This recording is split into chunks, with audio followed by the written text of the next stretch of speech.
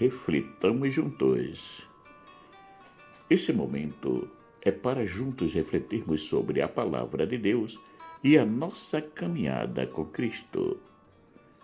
Essas reflexões são escritas após as minhas meditações da liturgia diária. Peço àqueles que gostarem desse momento reflexivo que dê o seu joinha e compartilhem para que possa chegar a mais pessoas. Peço também que aqueles que ainda não se inscreveram no canal, que se inscrevam. Assim podem nos ajudar a nos mantermos ativos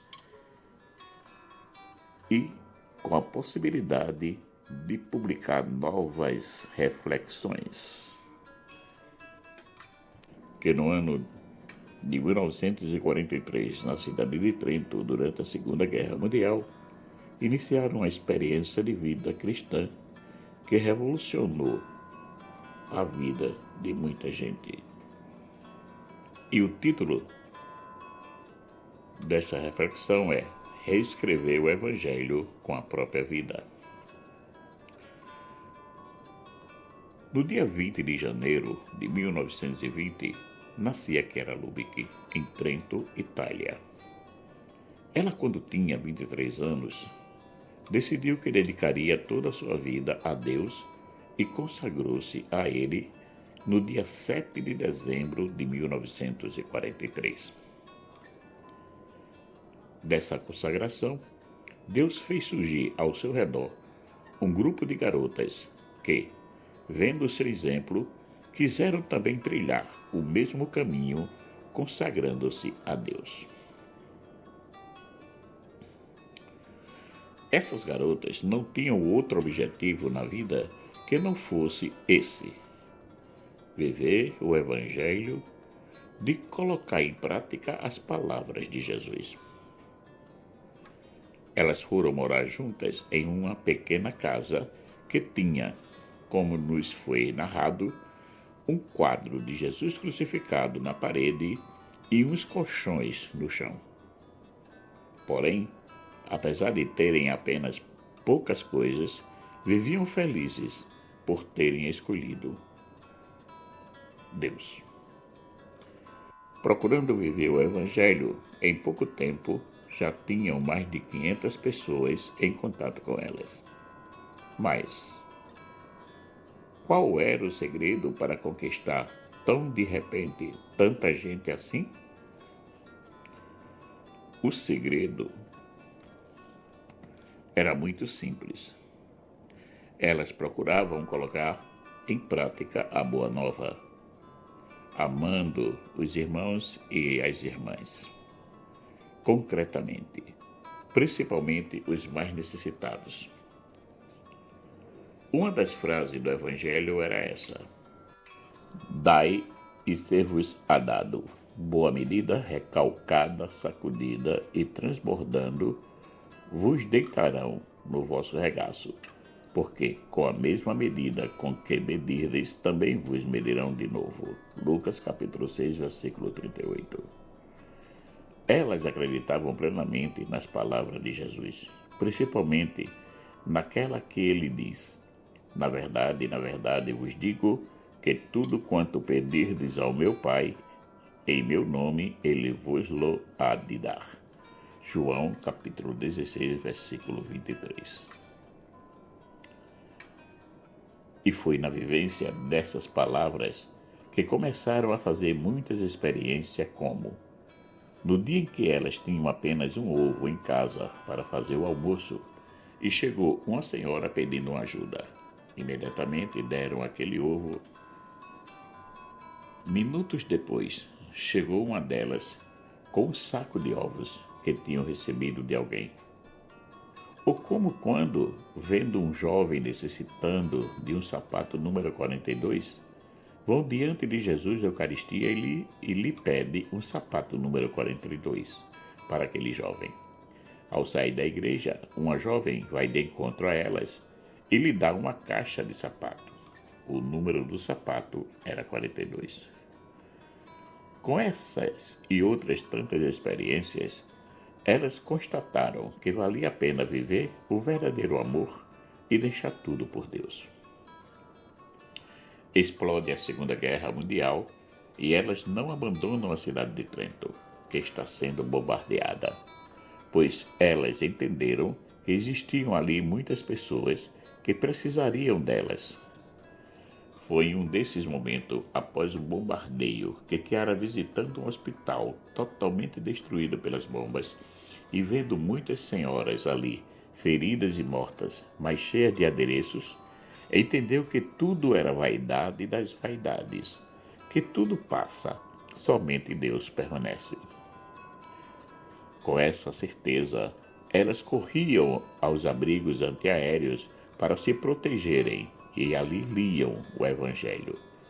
E durante uma dessas leituras, elas entenderam que aquilo que Jesus queria delas é que fossem fiéis à sua vontade. Então elas se perguntaram: qual é a vontade de Deus para nós? A resposta que elas tiveram lendo o Evangelho foi essa.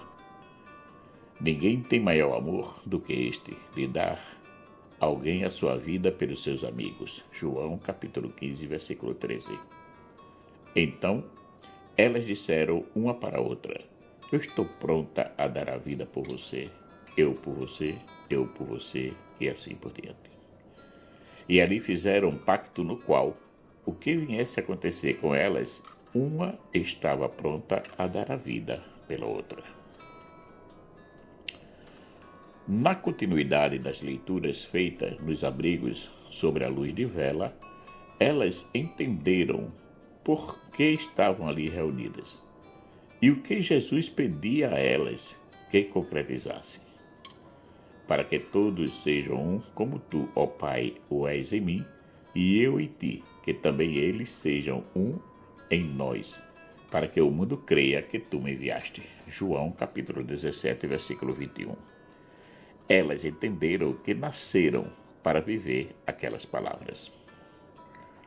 Com o passar do tempo, elas viram que tinha nascido uma comunidade ao redor delas e que tinham como carisma viver pela unidade, isto é, pelo que todos sejam um. Esse é o carisma, a mola mestra do movimento, que nascia e que elas nem davam conta da tamanha dimensão que essa experiência iria tomar. Focolares foi o nome dado pela comunidade nascente, porque as pessoas que iam ao encontro daquelas garotas, quando saíam da presença delas, diziam umas às outras: você não sente que algo naquela casa nos queima como fogo? E como a lareira, em italiano, chama-se também focolare, as pessoas passaram a chamar a casa delas de focolare, que quer dizer fogo no lar. O fogo que fazia arder os corações de todos que visitavam aquela casa era o amor que existia entre elas e as pessoas que as visitavam. Essa vida se espalhou por todo o mundo e muitas pessoas hoje vivem a espiritualidade do movimento dos focolares. Existe uma diversidade de membros entre cristãos católicos e cristãos de outras denominações, como anglicanos, luteranos, ortodoxos, evangélicos. Participam também pessoas de religiões não cristãs, e até mesmo pessoas que dizem não ter um referencial religioso, mas querem dividir com o movimento a realização dos que todos sejam um. Um dia, uma jovem perguntou a Chiara o que deveria fazer para segui-la. Ela respondeu que não seguia ninguém, que seguia apenas a Cristo, e que era a mesma coisa que essa jovem deveria fazer. Agora, para que possamos realizar isso que Chiara aconselhou a jovem fazer, é preciso que sejamos convictos daquilo que queremos. E essa convicção só a teremos se nos convertermos verdadeiramente ao Evangelho, isto é, se nos tornarmos novas criaturas. Paulo, na carta aos Colossenses, nos convida a sermos nova criatura. Se, pois, ressuscitaste com Cristo, procurai as coisas do alto, onde Cristo está sentado à direita de Deus. Pensai nas coisas do alto, e não desta terra, pois morrestes, e a vossa vida está escondida com Cristo em Deus.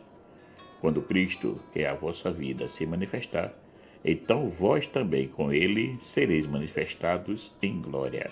Colossenses capítulo 3, versículo de 1 a 4. Hoje, como sempre, temos a oportunidade de renovarmos-nos, tornando-nos um verdadeiro discípulo de Cristo. E para isso é preciso que, além do conhecimento da palavra, a nossa vida seja um perene testemunho dos seus ensinamentos.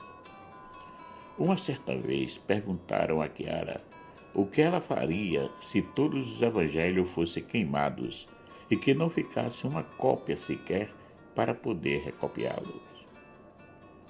Ela respondeu: eu aprendi que deveria reescrevê-los com a minha vida, que as minhas ações e as minhas atitudes fossem verdadeiros testemunhos de Cristo. É um compromisso muito sério reescrever os evangelhos com a própria vida. Mas como Paulo nos disse, assim que, se alguém está em Cristo, nova criatura é, as coisas velhas já passaram, eis que tudo se faz novo. 2 Coríntios capítulo 5, versículo 17. Então, se conseguimos ser coerentes com a palavra de Deus, nova criatura somos. Portanto, uma vida nova em Cristo nós teremos. Vivendo os ensinamentos de Cristo todos os dias, nos tornamos um evangelho vivo, fazendo assim com que os outros consigam viver também esses mesmos ensinamentos, através do nosso testemunho. É um senhor empenho, porém não é impossível realizá-lo.